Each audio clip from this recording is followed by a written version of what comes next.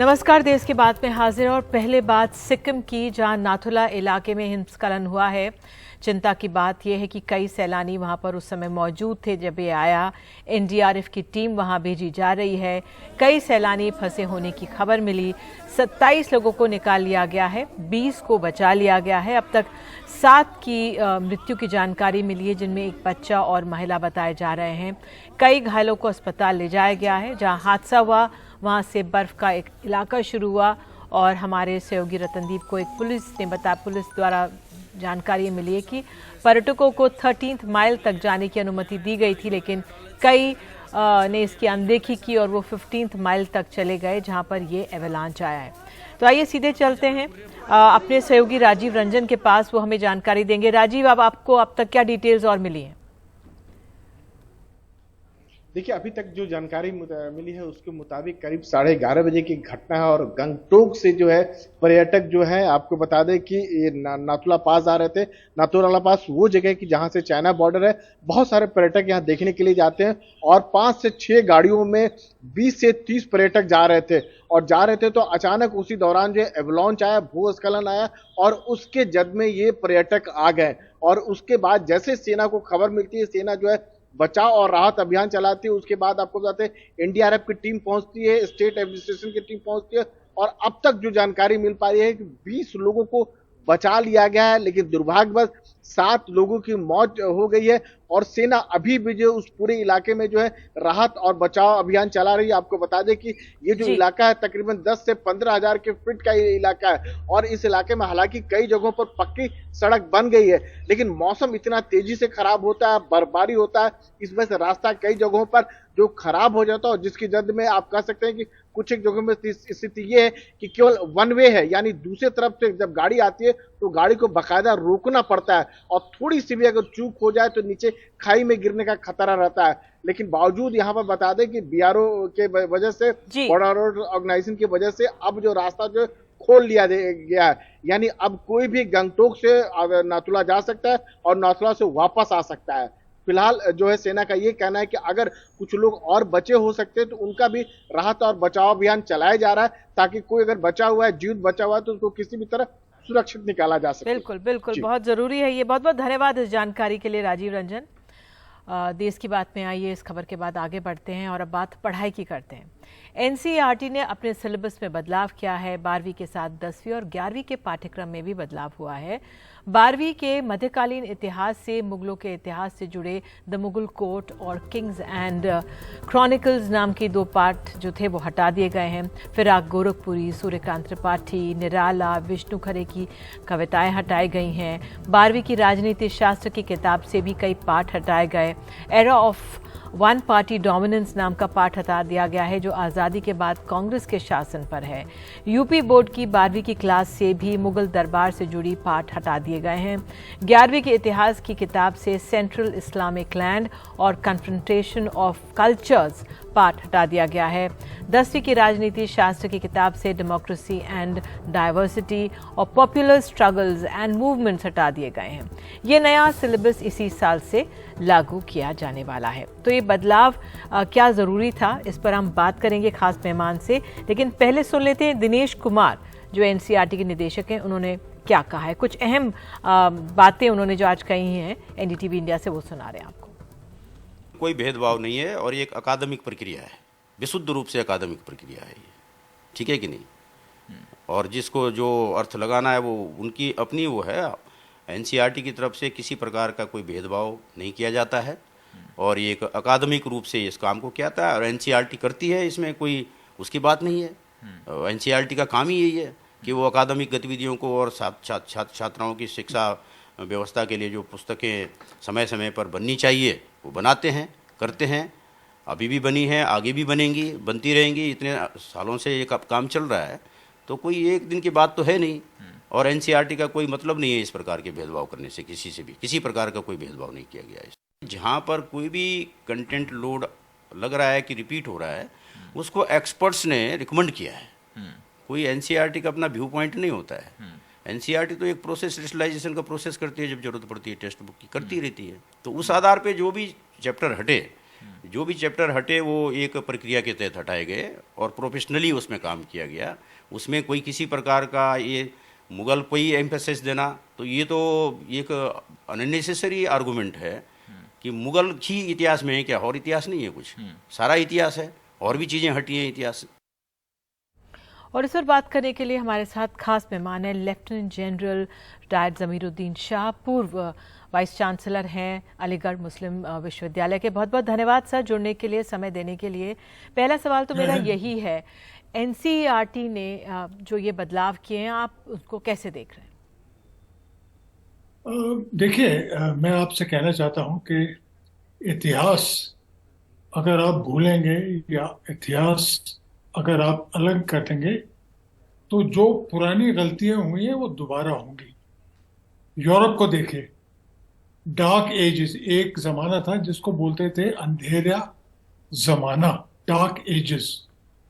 उसमें कई हानियां हुई हैं, मगर क्या यूरोप ने डार्क एजेस के बारे में हिस्ट्री से उसको मिटा लिया? नहीं, उन्होंने उससे सबक सीखा है।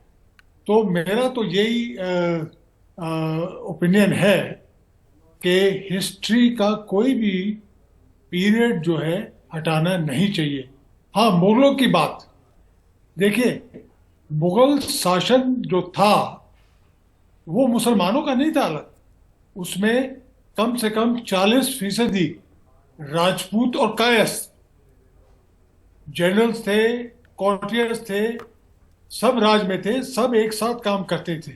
तो मेरे ख्याल से ये डिसीजन जो है उसको विड्रॉ कर देना चाहिए। इतिहास जो है इतिहास है, चाहे वो आप उसको बुरा माने या सही माने। ये बहुत अहम बात आपने कही है कि जो इतिहास है और उससे हमें सीखना चाहिए। जिस तरह से आपने यूरोप का उदाहरण दिया, तो यहाँ पर सर भेदभाव की बात कही जा रही है, उस पर आप क्या कहेंगे? क्योंकि आपने सुना जो निदेशक है वो कह रहे भेदभाव तो नहीं है, रेपिटेटिव हो गया इसलिए किया, प्रोफेशनल्स ने समीक्षा की इसलिए हुआ। आपका नजरिया क्या है इस पर? देखिए, मैं इस पे कमेंट नहीं करना चाहता हूँ। भेदभाव मैं नहीं समझता। मेरे ख्याल से ये इंफीरियरिटी कॉम्प्लेक्स है किसी जमाने पे। देखिए, मुगल जो आए थे वो यहाँ लूट मार के लिए नहीं आए थे, वो यहाँ आए थे जैसे पहले, उससे पहले आए थे, लूट मार करके भाग गए।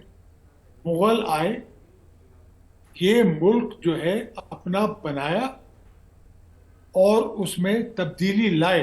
कई तब्दीलियां मुगलों की वजह से हुई हैं, और उस जमाने को काट देना मेरे ख्याल से ठीक नहीं है अपने मुल्क के लिए।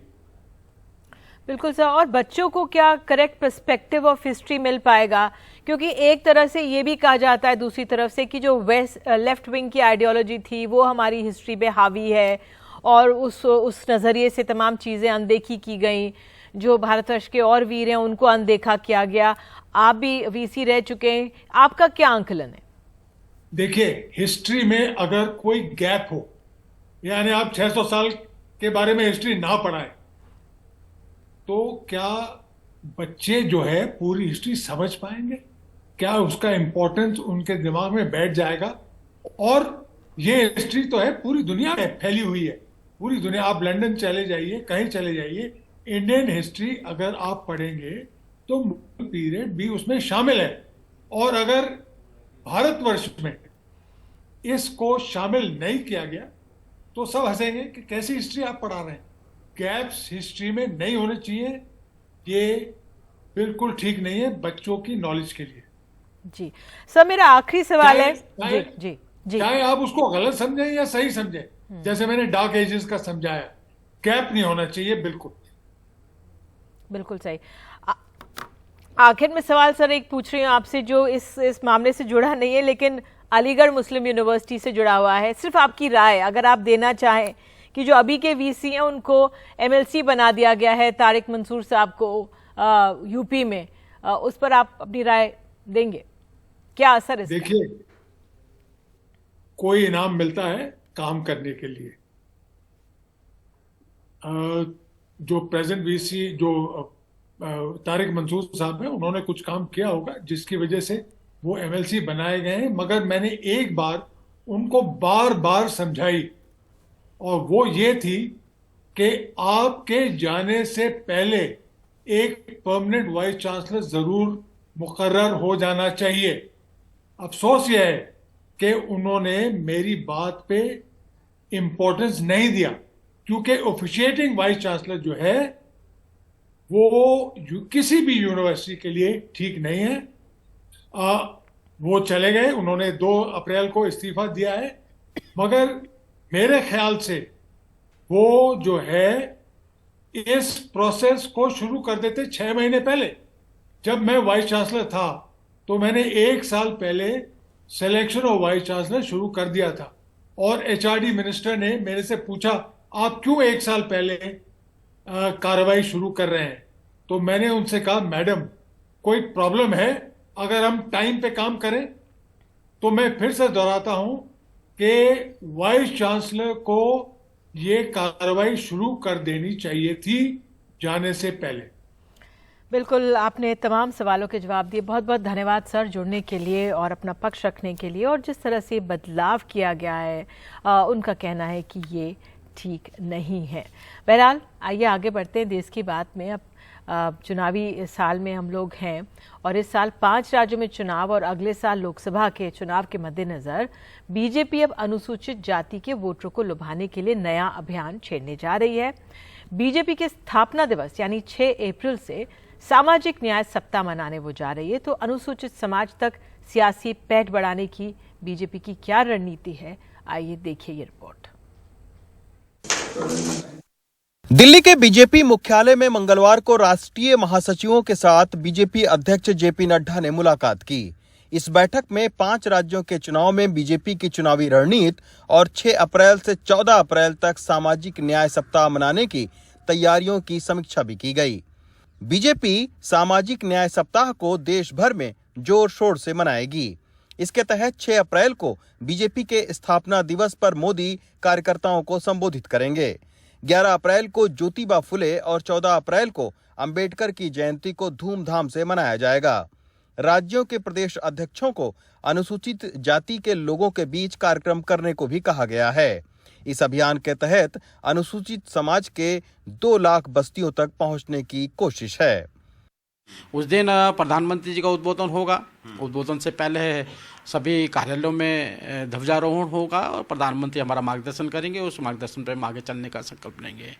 उसके बाद में 11 तारीख को ज्योतिबा फुले जी का जन्मदिन है। 14 अप्रैल को डॉक्टर भीमराव अम्बेडकर जी का जन्मदिन है। और दोनों महापुरुषों ने सामाजिक एकता समरसता के लिए बहुत बड़ा त्याग और तपस्या की है। और अनुजाति वर्ग के लिए नहीं, उन्हें समरस समाज सभी समाज के लिए काम किया है। एक मजबूत भारत में योगदान रहा है। इस साल 5 राज्यों के चुनाव हैं। सामाजिक न्याय के मामले पर डीएमके भी तमिलनाडु में कार्यक्रम कर रही है, जहां 13 विपक्षी पार्टियों के नेता भी पहुंचे हैं। यही वजह है कि चुनाव के मद्देनजर बीजेपी की अनुसूचित जाति और पिछड़ा वर्ग के मतदाताओं को साधने की रणनीति के तौर पर इसे देखा जा रहा है। अभी भी हम न्याय की अवधारणा से बहुत दूर हैं। अभी भी देश के लोगों को, खासतौर पर अनुसूचित जाति, जनजाति, पिछड़े वर्ग और माइनॉरिटी के लोगों को न्याय नहीं मिल रहा है।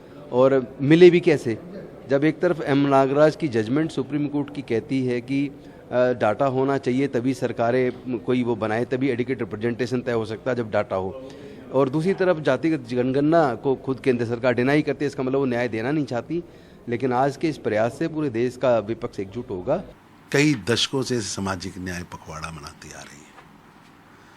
पिछली बार भी मनाया था, उससे पिछली बार भी मनाया था। और जो नेता टिप्पणी कर रहे हैं उनके जन्म से पूर्व भी भारतीय जनता पार्टी जनसंघ की सामाजिक कमिटमेंट है।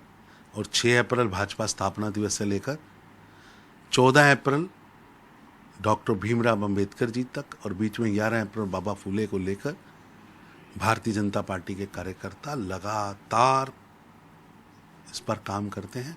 2019 के लोकसभा चुनाव में उत्तर प्रदेश के 19 आरक्षित सीटों में से 14 पर बीजेपी को कामयाबी मिली, जबकि 2022 के उत्तर प्रदेश के विधानसभा चुनाव में 14% अनुसूचित जाति के वोट लेकर बीजेपी ने सवर्ण पार्टी का मिथक तोड़ दिया है। अब इसी तरीके की रणनीति वो पूरे देश भर के चुनाव में अपनाना चाहती है और ये उसी दिशा में एक पहल भर है। दिल्ली से राकेश कुमार सिंह के साथ रवीश रंजन शुक्ला, एनडीटीवी इंडिया। और बात करते हैं पश्चिम बंगाल की। पश्चिम बंगाल में तनाव बना हुआ है। कुछ दिनों की हिंसा के बाद आज हालात संभले रहे। हालांकि कल रात हुगली के रिश्रा में रेलवे स्टेशन पर हिंसा हुई, जहां कुछ लोगों ने पथराव किया, रेलवे की संपत्ति को नुकसान पहुंचाया। राज्यपाल सीवी आनंदा बोस ने हुगली में हिंसा प्रभावित क्षेत्र का आज सुबह दौरा किया है।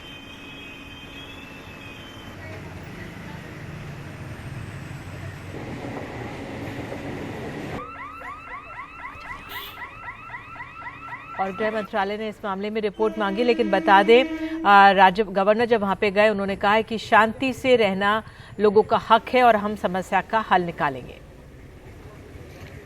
We will take strict action against the wrongdoers. People of Bengal have suffered enough. No more of the suffering. People have a right for peaceful living. That right will certainly be established at any cost. Yes, the forces of evil will certainly be contained, destroyed. This is going to be the final solution to this destructive trend. और मुख्यमंत्री ममता बनर्जी ने कहा है कि बंगाल की संस्कृति नहीं है, हम दंगा नहीं करते हैं, ये दंगे नहीं आपराधिक हिंसा है। দাঙ্গা করাটা বাংলার সংস্কৃতি নয়। দাঙ্গা আমরা করি না, মানুষ কখনো দাঙ্গা করে না। বিজেপির লোকেরা আজকে পারে না, তাই দাঙ্গা করবার জন্য বাইরের গুন্ডাদের ভাড়া করে নিয়ে আসে এবং এটাকে আমি বলতে চাই দাঙ্গা নয়, ইটস এ ক্রিমিনাল ভায়োলেন্স। এটা হচ্ছে ক্রিমিনালদের নিয়ে ভায়োলেন্স করা।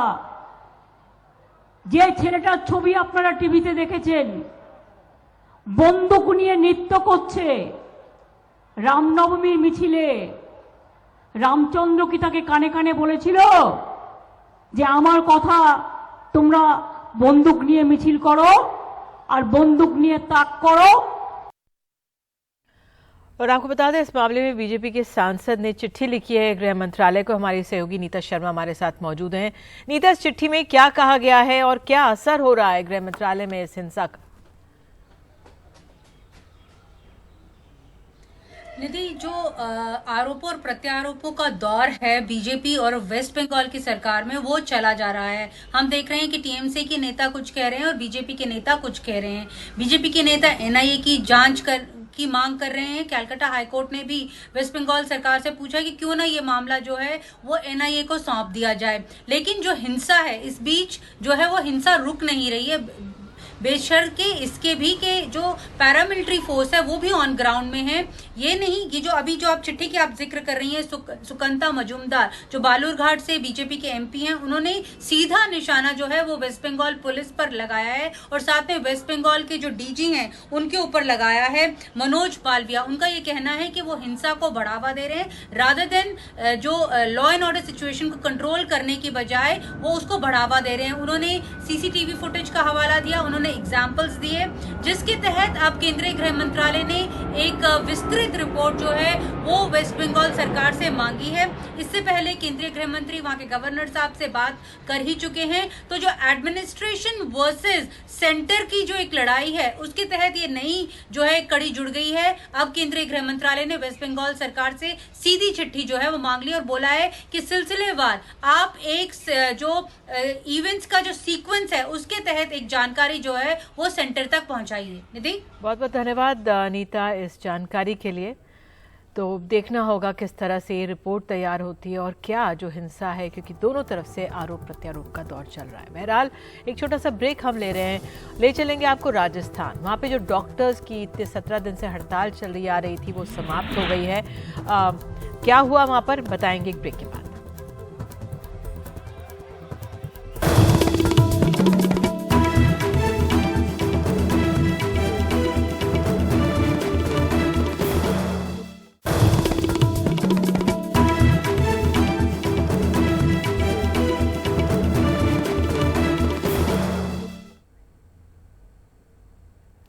बात अब राजस्थान की। राजस्थान में राइट टू हेल्थ बिल के खिलाफ 17 दिन से हड़ताल कर रहे प्राइवेट डॉक्टर्स ने हड़ताल अब खत्म कर दी है। सरकार और डॉक्टर्स के बीच राइट टू हेल्थ बिल के कुछ बदलाव के बाद सहमति बनी है। तो बदलाव ये है कि 50 बिस्तर से कम के अस्पताल को राइट टू हेल्थ से बाहर किया गया है।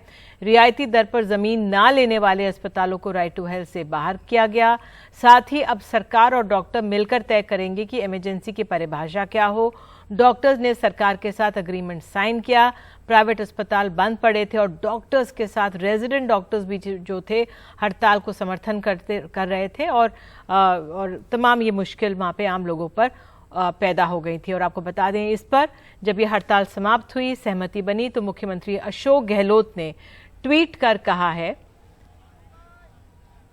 कि मुझे प्रसन्नता है कि राइट टू हेल्थ पर सरकार और डॉक्टर्स के बीच अंततः सहमति बनी है और राजस्थान राइट टू हेल्थ लागू करने वाला देश का पहला राज्य बना है। मुझे आशा है कि आगे भी डॉक्टर्स पेशेंट्स रिलेशनशिप पूर्ववार्ता यथावत बना रहेगा। और अब बात करते हैं मध्य प्रदेश की। मध्य प्रदेश में चुनावी साल है, जिसके मद्देनजर आधी आबादी को साधने की पूरी तैयारी है। शिवराज सरकार लाडली बहना योजना लेकर आई है, जिसके लिए पूरे राज्य में हितग्राहियों को लंबी कतारें उनकी देखी जा सकती हैं। मुस्लिम बहुल इलाकों में भी वादा हर महीने 1000 रुपए देने का है।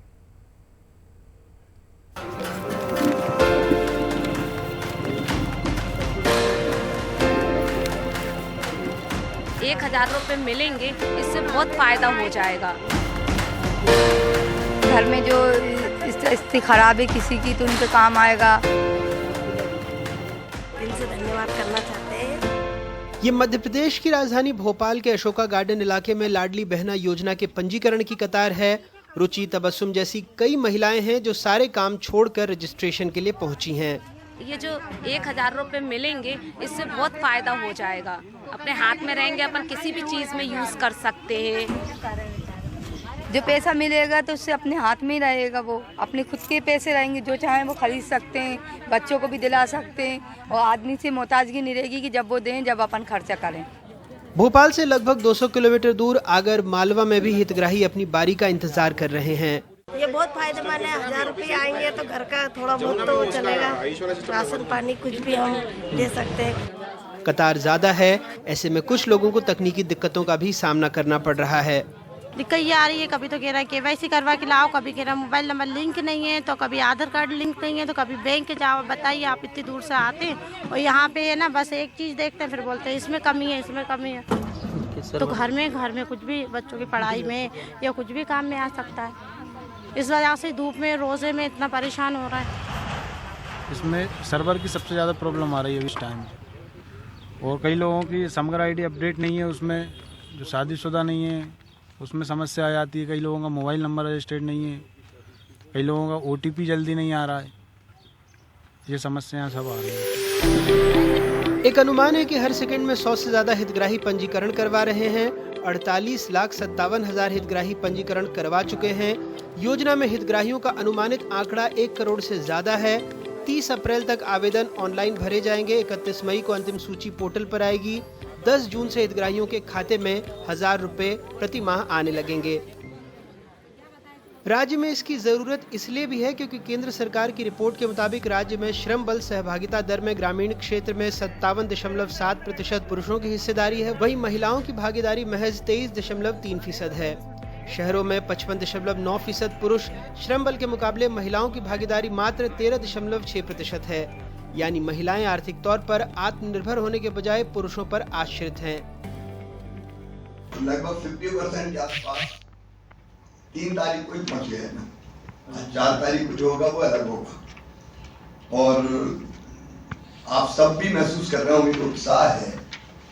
कल बैतूल में सम्मेलन था, लाडली बहना सम्मेलन, तो एकदम हेड काउंट लगभग 1 लाख बहनों की। तो बैतूल में उतनी बड़ी सभा आज तक के इतिहास में कभी नहीं, एकदम उत्साह से भरे हुए थे। चुनावी साल में आधी आबादी पर सबकी पूरी नजर है। कांग्रेस हर महीने 1000 नहीं 1500 रुपए देने का वायदा कर रही है। गैस सिलेंडर भी 500 रुपए में।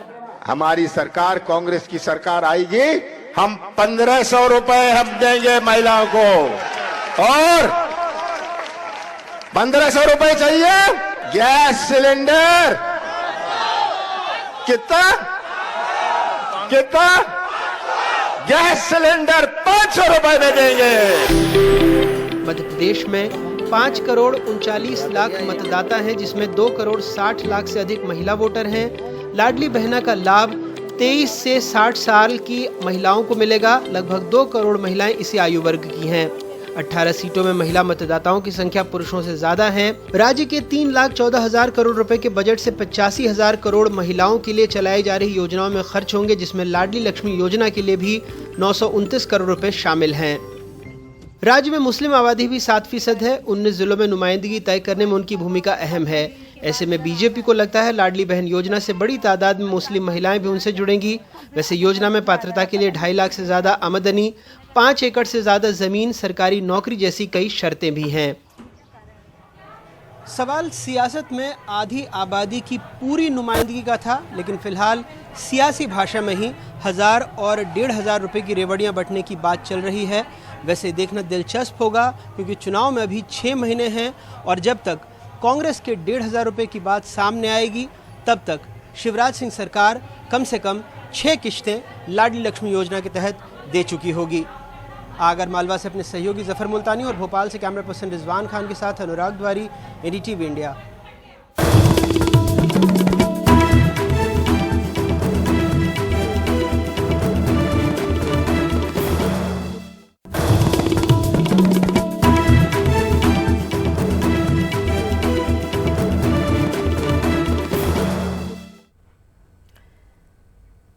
पिछले कुछ समय से देश में हार्ट अटैक के मामलों में बढ़ोतरी हुई है और कई बार ऐसी तस्वीरें आई हैं जब हंसते खेलते लोगों को दिल का दौरा पड़ा और उनकी अचानक मौत हो गई। यहाँ गौर करने वाली बात यह है कि इस तरह के जो अटैक्स हैं हर आयु वर्ग के लोगों में देखने को मिल रहे हैं। ऐसे में सवाल है, क्या इस तरह के अटैक्स का कोविड से कोई लेना देना है? जल्दी इसका जवाब मिल सकता है, क्योंकि भारत सरकार एक रिसर्च करवा रही है। स्वास्थ्य मंत्री मनसुख मांडविया ने एनडीटीवी से खास बातचीत में ये जानकारी दी। अब भी एक न्यूज़ आ रहा है कि कोविड के बाद स्ट्रोक का केस बढ़ रहा है। तो स्ट्रोक आ रहा है, हमारे पास डेटा है, तो आईसीएमआर उसके ऊपर स्टडी करना चालू किया। जो स्टडी में कई सालों लगनी थी, वो बे आसानी से, सरलता से 3-4 महीने हो गए स्टडी चालू किया और 1-2 महीने में उसका रिजल्ट आ जाएगा, क्योंकि हमारे पास वैक्सीनेटेड लोगों का डेटा है, हमारे पास जिसका कोविड से डेथ हुआ है उसका भी डेटा है, और कोविड जिसको हुआ है उसका भी डेटा है। तो कोविड हो गया, वो सारा डेटा की स्टडी करेंगे। कोविड हुआ है, वैक्सीनेटेड है, तो कितने लोगों का जिसका मृत्यु हुआ, क्या क्या कोज था, क्या क्या वो वैक्सीनेटेड था, नहीं था, 1 डोज लिया था, 2 डोज लिया था। तो ये सारा डेटा होने से उसका आउटपुट हमने निकालने में सुविधा होगी। उसके ऊपर भी काम हो रहा है, हमें बहुत फायदा हुआ है उससे, डेटा से, और आने वाले दिनों में भी ये डेटा हमें उपयोगी होगा। और आपको बता दें, मुंबई में कोविड टेस्ट पॉजिटिविटी रेट जो है 12.43% है। विपक्ष कहता है कि मेट्रो सिटीज में टेस्टिंग का दायरा बढ़े, वहीं टेस्टिंग किट की कमी से स्वास्थ्य मंत्री ने इनकार किया है। मुंबई कोविड टास्क फोर्स का कहना है कि लोग टेस्टिंग नहीं करवा रहे।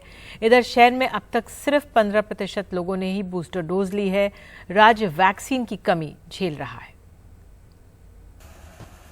मुंबई में 94 कोविड मरीज अस्पतालों में भर्ती हैं। इनमें से 32 मरीज ऑक्सीजन सपोर्ट पर हैं। टेस्ट पॉजिटिविटी रेट 12.43% पर है। बीएमसी का ये डेटा है। हालांकि राज्य के स्वास्थ्य मंत्री कहते हैं पूरे राज्य में 52 मरीज ही भर्ती हैं और ऑक्सीजन पर एक भी नहीं। अब इन आंकड़ों को माने या मंत्री जी के बयान को।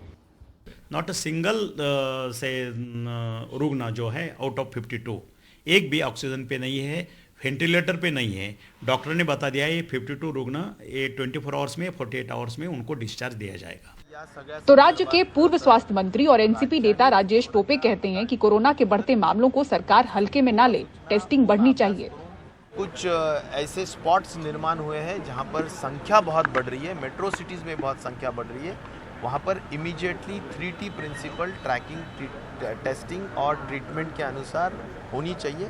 मुझे लगता है कि लाइटली लिए तो उसका बहुत बड़ी कीमत महाराष्ट्र की जनता को निभानी पड़ेगी। मुंबई में रोजाना 2000 के करीब या उससे नीचे ही टेस्टिंग हो रही है, इसलिए संक्रमण दर बढ़ी दिखती है। मुंबई कोविड टास्क फोर्स के सदस्य डॉक्टर गौतम भंसाली कम टेस्टिंग की वजह लोगों की हिचक बता रहे हैं। नंबर ऑफ टेस्ट कम क्यों हो रहे हैं? क्या हमारे यहाँ किट की कमी है? बिल्कुल भी ऐसा नहीं है। टेस्टिंग किट की कोई कमी नहीं है। In fact first wave, second wave, third wave में जितनी टेस्टिंग के लिए लैब थी उससे ज़्यादा लैब हमारे पास में, हर लैब के पास, चाहे वो रैपिड एंटीजन का हो, चाहे कोविड RT-PCR का हो, सब चीज़ के टेस्टिंग किट बराबर अवेलेबल है। जैसे हमारे बॉम्बे हॉस्पिटल में डेली इतने टेस्ट हो रहे हैं और टेस्टिंग किट की कोई कमी नहीं, इमीडिएटली टेस्ट हो। लोगों में ये लग रहा है कि करवा के भी फायदा किया, कोविड आएगा तो भी ट्रीटमेंट सेम वही रहने वाला है। प्लस ये एक तरह का सीजनल फ्लू है, कोई सीरियस एलिमेंट इसके अंदर बिल्कुल भी नहीं है। प्लस अभी तक कोई भी सीरियस पेशेंट एडमिट भी नहीं हुआ कोविड को लेकर के, सो लोगों को भी लग रहा है कि ये सीजनल फ्लू टाइप का ही है। वहीं मुंबई में सिर्फ 15% लोगों ने ही बूस्टर डोज ली है। वैक्सीन की कमी भी BMC सेंटर्स झेल रहे हैं। 6 डिस्ट्रिक्ट में 10,000 से हिसाब से अच्छी ढंग से चल रही है। टेस्टिंग किट पर्याप्त है? हाँ, पर्याप्त है। बूस्टर डोज भी है, लेकिन जैसा डायरेक्टिव आ जाएगा सेंट्रल का, ये अभियान लगाओ बूस्टर डोज का, तो अगले 2-3 दिन में वो अभियान शुरू हो जाएगा। मुंबई में कोरोना के एक्टिव मामले 1000 पार जा चुके हैं तो महाराष्ट्र में 3500 के पार जा चुके हैं। लेकिन फिलहाल ऐसी स्थिति नहीं है कि लोगों को मास्क पहनने के लिए सरकार की ओर से अधिसूचना जारी हो या फिर किसी सभा या यात्रा पर पाबंदी लगे। ये कहना है महाराष्ट्र के स्वास्थ्य मंत्री का, लेकिन अपील की है कि आम और खास जरूर सावधानी बरतें। मुंबई से सुनील सिंह और कैमरा पर्सन राजेंद्र दयालकर और अशोक के साथ पूजा भारद्वाज, NDTV इंडिया। और देश की बात में आगे जानेंगे कैसे एक गैंगस्टर है जो बॉक्सर रहा है वो पकड़ा गया है मेक्सिको में। जानकारी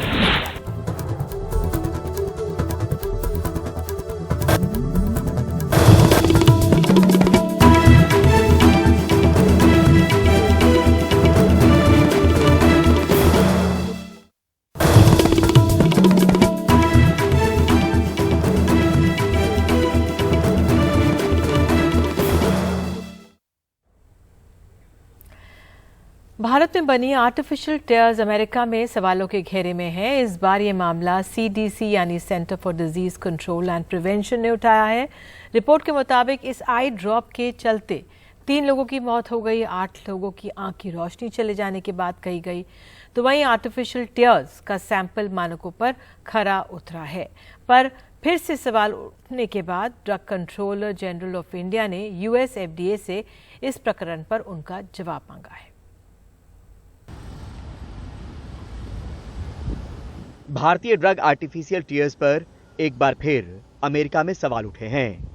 इससे पहले इसी साल फरवरी में इस आई ड्रॉप की वजह से अमेरिका में मरीज की मौत होने तक की बात कही गई थी। इस बार अमेरिका के centres for disease control and prevention ने इससे 3 मरीजों की मौत और 8 की आंख की रोशनी जाने की बात कही है।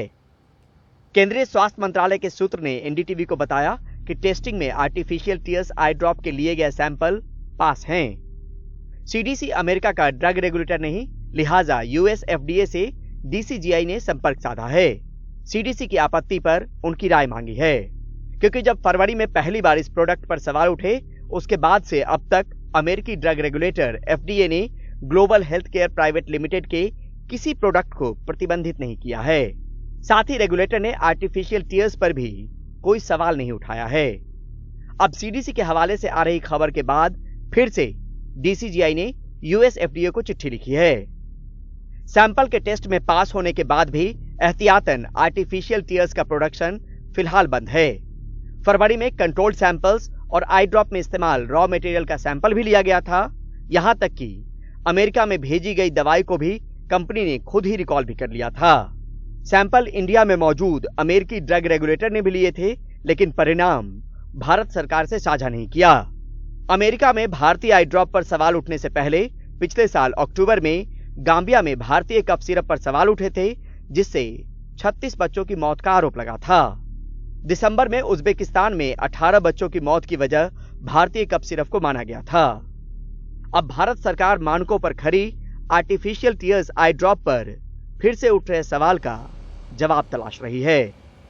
नई दिल्ली से परिमल कुमार, NDTV इंडिया। और आपको बता दें, दिल्ली पुलिस ने पहली बार देश के बाहर एक बड़े ऑपरेशन को अंजाम देकर एक मोस्ट वांटेड गैंगस्टर को पकड़ा है। मेक्सिको से देश के टॉप 10 गैंगस्टर्स में शुमार दीपक पहल उर्फ बॉक्सर को पकड़ा गया है।